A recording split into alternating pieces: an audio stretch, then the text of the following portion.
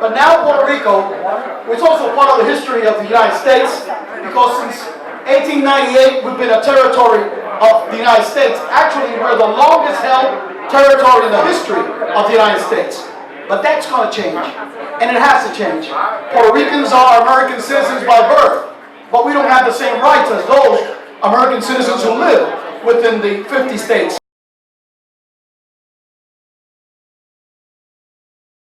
We have a great governor, a young guy, very dynamic, bringing changes.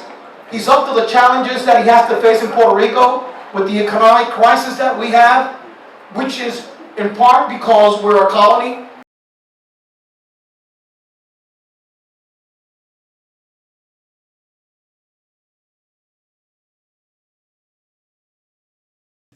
This is a major decision. Adding a star to the United States flag is a major decision for Americans to make.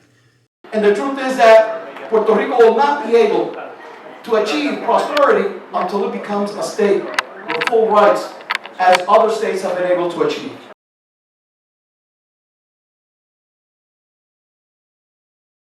Which says no state has ever been allowed to come into the Union where its core organs of government operate in a foreign language, and Puerto Rico must not be an exception.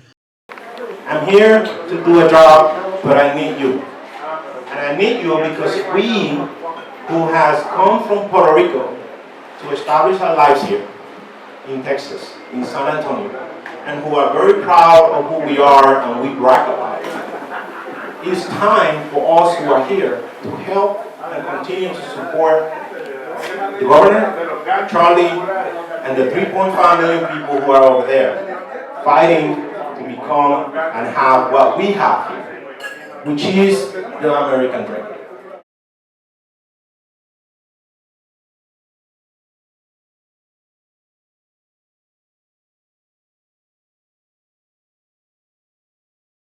This is what it's about. The taxes. The people there are not living cheaply, okay? They have to pay taxes. They have to pay a lot of taxes on the island. The food is very expensive, you know, and they're not getting a deal as far as the economics are concerned.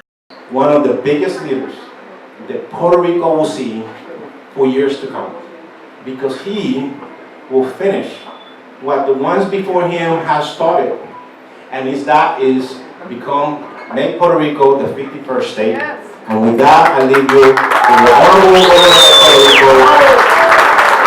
I just recently became governor 6 months ago, but LULAC has always given me and our people the opportunity to express, to showcase the limitations and the problems that we have in Puerto Rico. And they have always been a partner in the fight for equal civil rights for the U.S. citizens that live in Puerto Rico. So once again, I'd like to thank the organization for allowing us to showcase what's going on in Puerto Rico. And that is again because we value what it means to be an American citizen. However, it is unfortunately because by virtue of being a territory, we don't have the same rights as the U.S. citizens that reside within the states.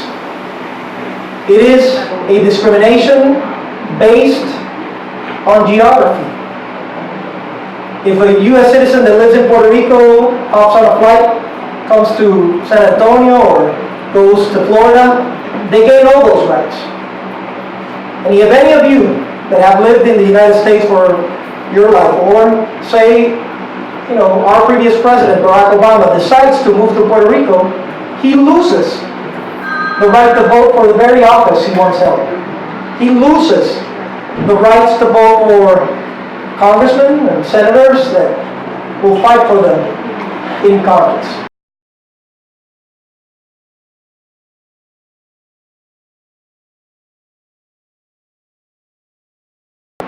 You see, the people of Puerto Rico have now twice in the last 5 years voted to reject the current colonial status.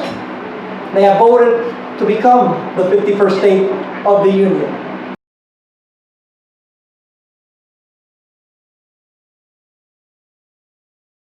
Why would we not allow for that 51st state to be a Latino state?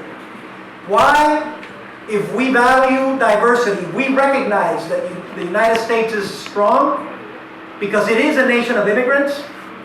Why don't we push forward the agenda to transition into the natural path of having Puerto Rico become that 51st state? The United States can't afford it. There is no way you're going to get the Congress to vote to make another 4 million Latinos and upgrade their citizenship and have to pour all that money in there when the country is broke and there's such an anti-Latino sentiment. Most voters in the United States, okay, do not distinguish between Puerto Ricans and Mexicans. It's all Latinos, and they feel they've got too many of them here. Unfortunately, that's the case.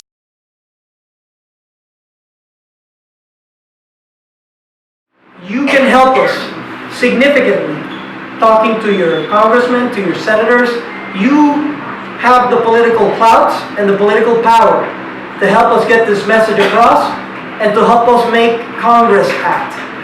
It is not acceptable to stand aside while 3.5 million U.S. citizens are not being listened to. So I ask you, let's battle for this. Let's make this into an issue that's important for all Latinos and for all U.S. citizens. It's time for Congress to act. It is time for everybody to see the true values of diversity and inclusion that our nation stands for. It is time for us to end this shameful colonial regime. It is time for Puerto Rico to become the 51st state of the nation. Thank you so